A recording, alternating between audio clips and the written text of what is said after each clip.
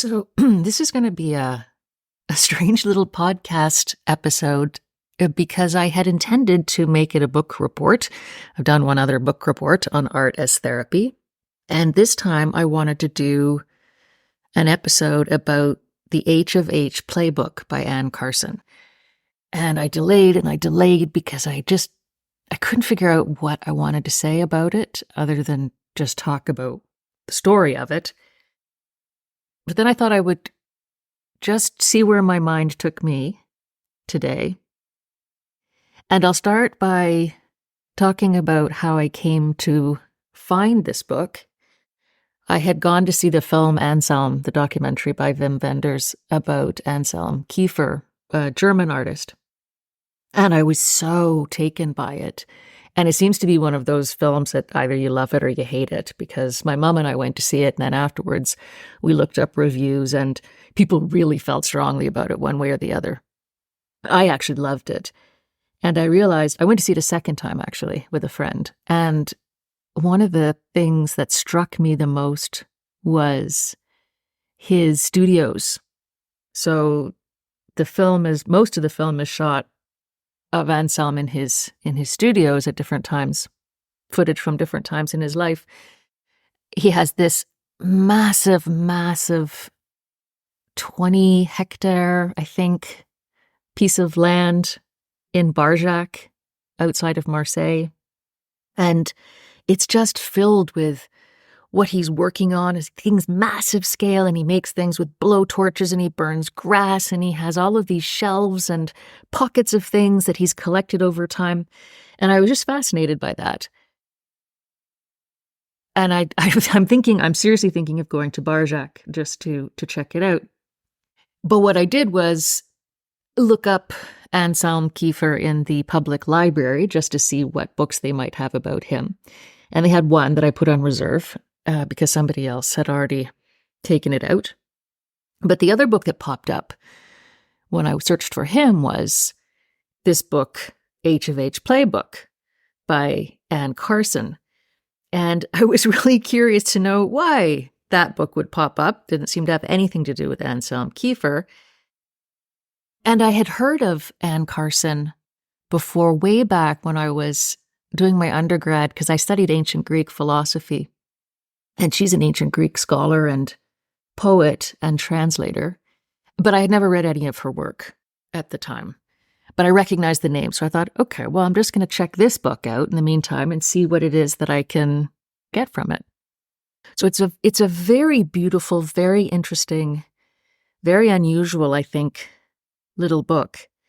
It's a translation of a play by Euripides, a tragedy, and it's the story of Heracles, or Hercules. Hercules, I think, is the Roman name. Heracles was the original Greek name.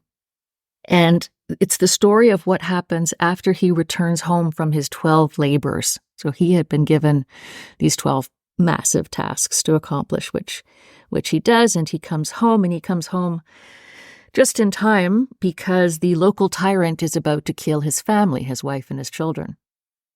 And so they think that they have no hope left. He arrives at the last minute.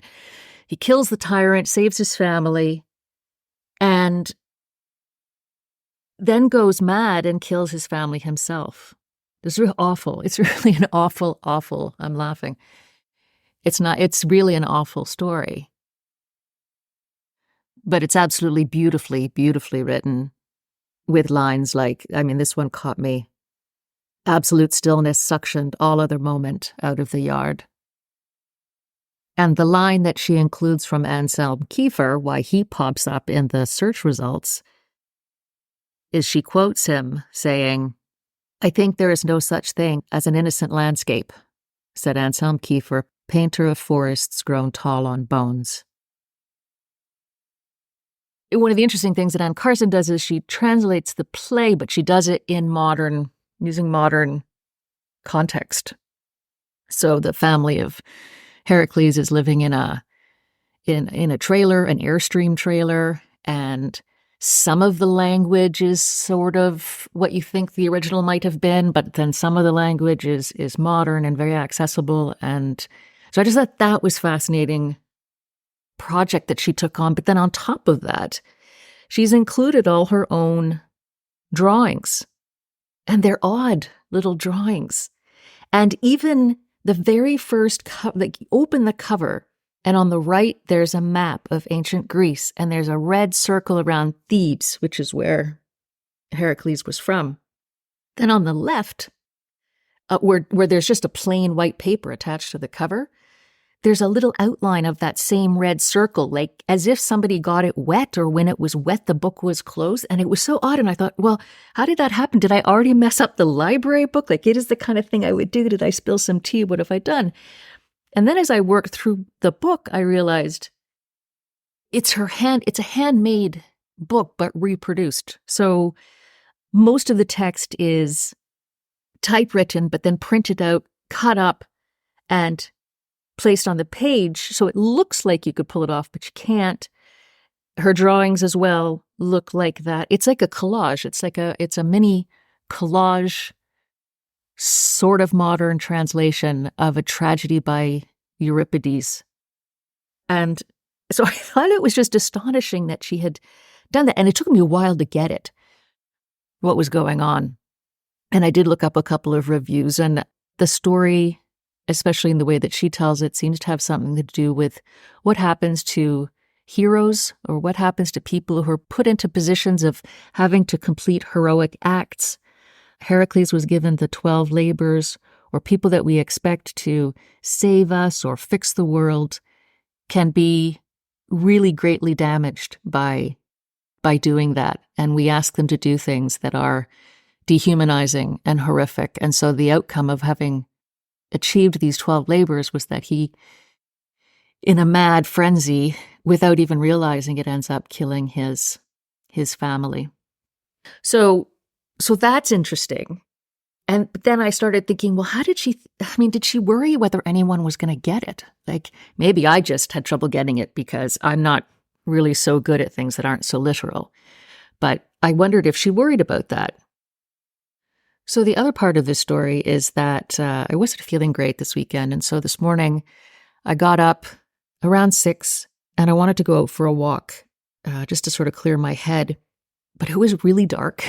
And for those of you who know about what it's like in northern climates, it's still, it's January still, so it's dark. And it wasn't so cold, at least not by standards here. It was about -1 Celsius. But it was dark, and I just thought, I can't handle the dark this morning. I don't want to be out in the dark. So I waited a bit, made a tea, and headed out at 7. And it was still dark, but I had checked my phone, and I knew that the sun was going to rise at 7:20. So I thought, that's not so bad. I can just go for a short walk, and it'll brighten up soon. So I was walking, and I was thinking about the H of H Playbook and wondering about whether Anne Carson worries about whether people get what she does or not. And I'm sure a lot of people do, but like some people wouldn't. And would she think about that or hold back because of that? And for no good reason, that triggered in my mind the project that I started quite a while back. It was called the Vulnerability Journal Project. And I prepared 20 blank journals. And I had a friend design a cover, and I made stickers. And the idea was I really was copying something that had been done quite a few years back. And it was called the 1,000 Journals Project. And that's what the person did. They sent out journals and they left them on countertops and bus stops and all kinds of random places, and plus gave some to friends, I think.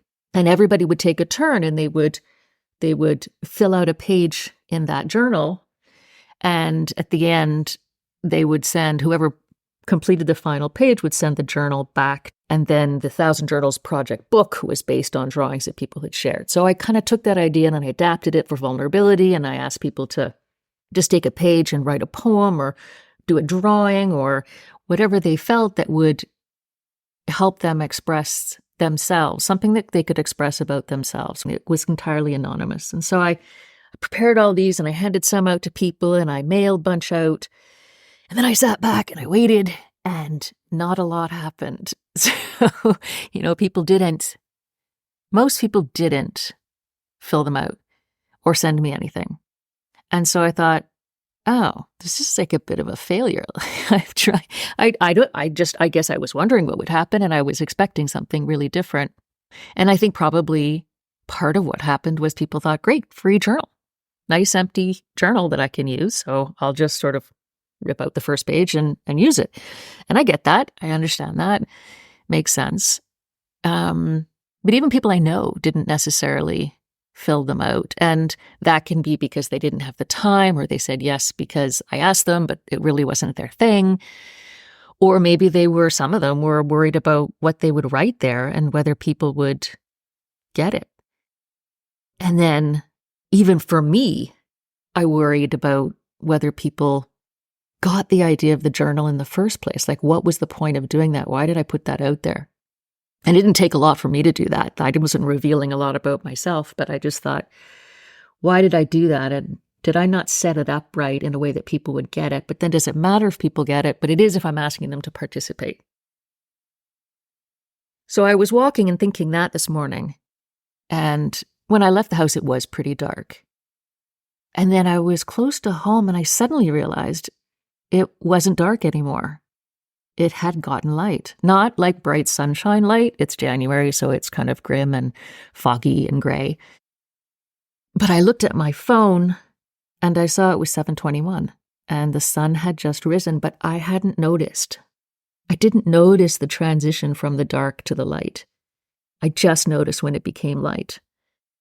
And so I don't know if any of this makes sense to anybody else, but I feel like we need to remember that dark becomes light and light becomes dark, but it takes time and it's a transformative experience. And we don't always see it happening until it's already happened. And I need to remind myself of that.